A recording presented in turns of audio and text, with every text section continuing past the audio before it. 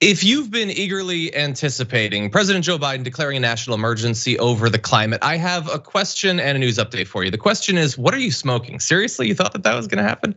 But the news update is perhaps even more important, and that is that 2 Democratic senators have crossed the aisle to team up with Republicans to stop Joe Biden from doing that. This is Senators Manchin and Kelly. They joined Republicans to approve a motion aimed at barring President Joe Biden from declaring a climate-related national emergency, a step that green groups have been pressuring him to take since his first day in office. And the pressure has been even greater since largely their inability to pass any sort of major legislation having to do with climate change. The executive order, the executive branch focused aspect of the response to the climate crisis becomes even more important when the Senate won't act. And so those 2 votes, by the way, from Kelly and from Manchin, were enough to make the difference. It is, at the end of the day, a non-binding motion, but it was approved by a vote of 49-47, stating that Biden, quote, cannot use climate change as the basis to declare a national emergency. House and Senate lawmakers will consider the motion as part of their efforts to finalize legislation packed with subsidies to profitable microchip corporations. So again, as always, there's some stuff that money flows out the door very easily towards, and others where it's the last thing they're willing to do, Cenk. And again, non-binding, but it's also significant. It certainly says something about where those 2 Democratic votes might be for any sort of climate-focused legislation through the rest of this term.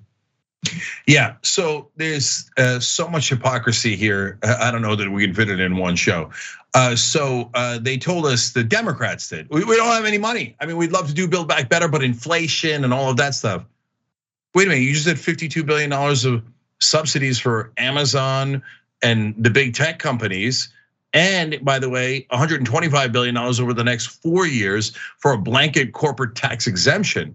So apparently we had plenty of money. You just didn't want to do paid family leave. You didn't want to do a higher minimum wage. You didn't want to do child tax credit.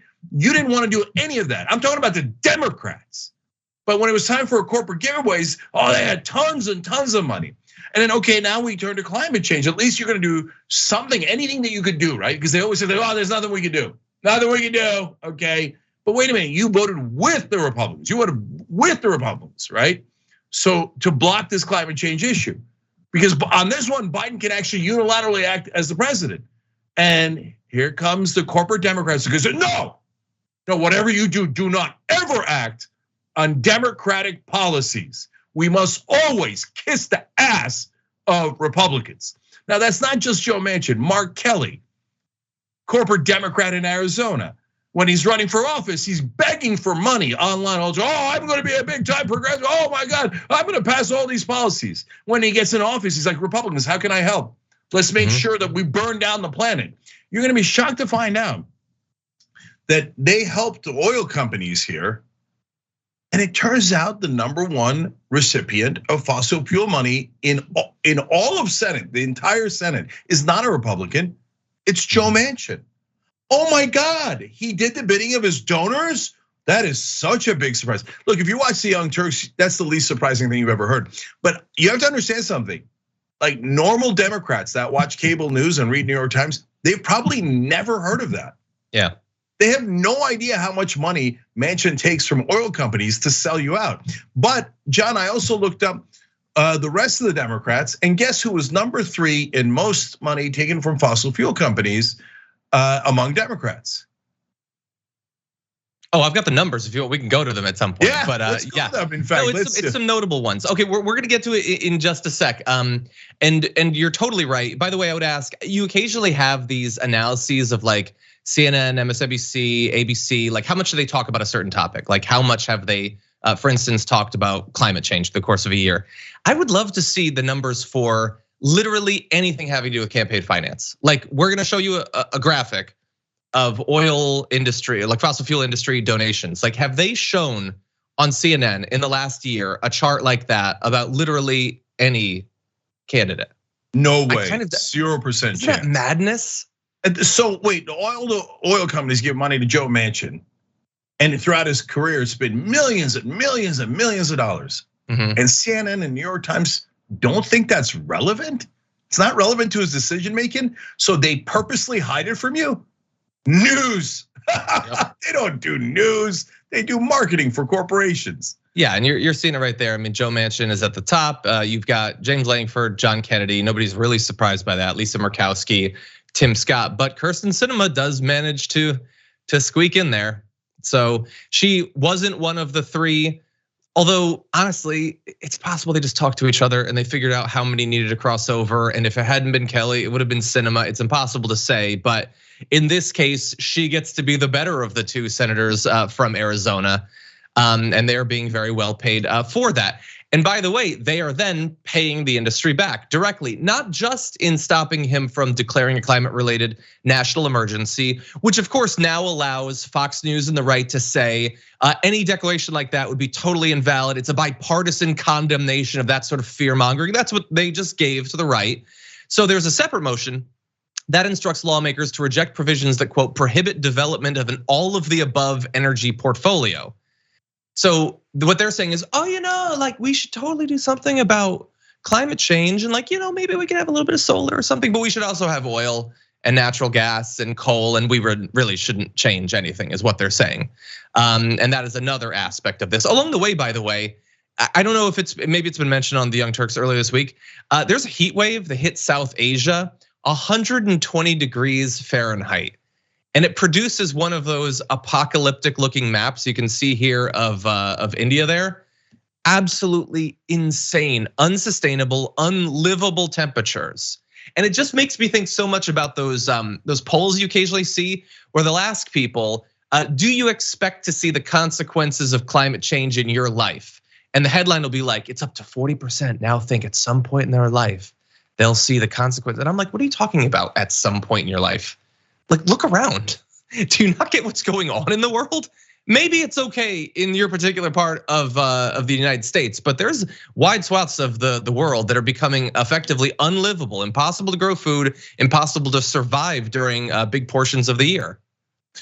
Yeah, look, I was teasing that who the third biggest recipient was among Democrats of fossil fuel money, but I'm glad you put up that chart because it let me recheck it because I'd missed Sinema.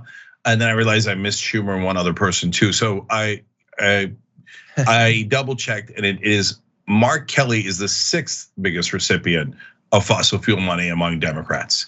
And funny enough, Mark Kelly, after stuffing his pockets full of oil company money, decided to vote with the oil companies and make sure we can't do anything about climate change.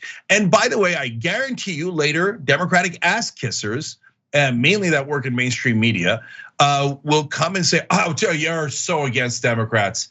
You're trying to help Republicans because you're pointing out Mark Kelly's corruption.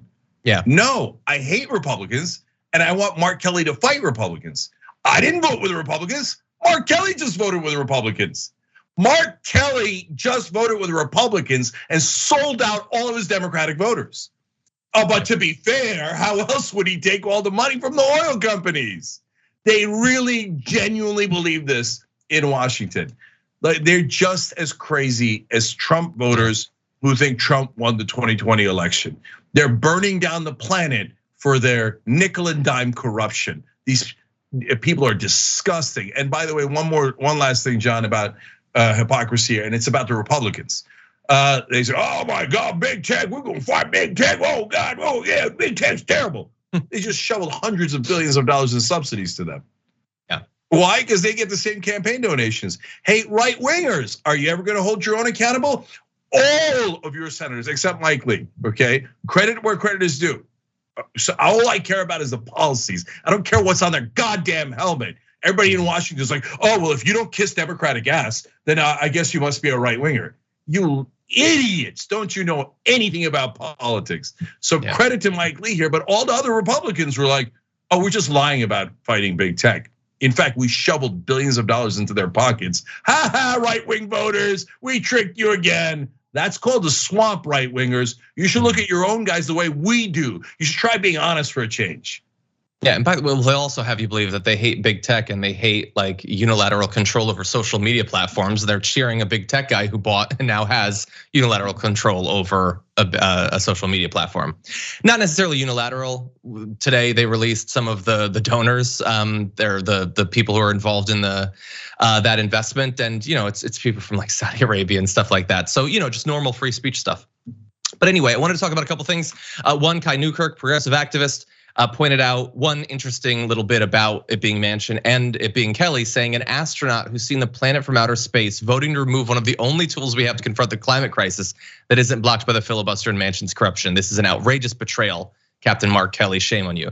Yeah, at the end of the day, he's a human and he's a politician, and politicians are gonna be corrupt, but he's actually been out there. He's seen it, he knows. And there have been there have been astronauts in the past that say, you can't look at the earth without fundamentally changing the way you see things like nationalism, like our individual humans having compassion, all that.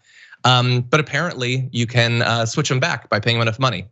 And let's focus for just well, to be fair to Mark Kelly, when he looked down on earth, he might have seen oil cash and thought, yes, I can't wait to land and stuff my pockets full of that oil corporate cash. And then I'll betray all my voters and vote with the Republicans. And then the mainstream media will say I'm a moderate, and give me credit for betraying my own voters. And then we'll yell at my critics and tell them that they're with the Republicans when I'm the one voting with them. So that's Mark Kelly for you guys. Absolute madness. I want to. Can we just bring up that chart of the amount of money donated, at least according to the stock, in 1 year from oil and gas companies to Joe Manchin? $687, $687,000, $745. Now, I mostly want to focus on this because you never know when you're going to have people who will watch a show or watch a political, stream for the first time. What rational person thinks that they gave more than $500,000 in just 1 year to one politician and didn't expect to be paid back for that? That like they're just Joe Manchin enthusiasts, or they just love West Virginia and they just want to like make it rain on West Virginia. It is the most obvious bribe ever. And to go back to what we said earlier, no one on mainstream media will talk about this. No one, even the ones that pretend to be progressives or whatever on MSNBC, are not going to focus on this obvious, transparent corruption. No, never. They'd get fired from MSNBC if they ever talked about corruption, because that gives away the game. John, though, to be fair, there are a couple of Americans who believe it is not corruption or bribery, and that the oil companies are giving Manchin $687,000 just because they care about the general welfare, and Manchin does not take it into account when he votes. Those couple of people are called reporters in our system. Thanks for watching the Young Turks. Really appreciate it. Another way to show support is through YouTube memberships. You'll get to interact with us more. There's live chat emojis, badges. You've got emojis of me, Anna, John, JR. So those are super fun. But you also get playback of our exclusive member-only shows and specials right after they air. So all of that, all you gotta do is click that join button right underneath the video. Thank you.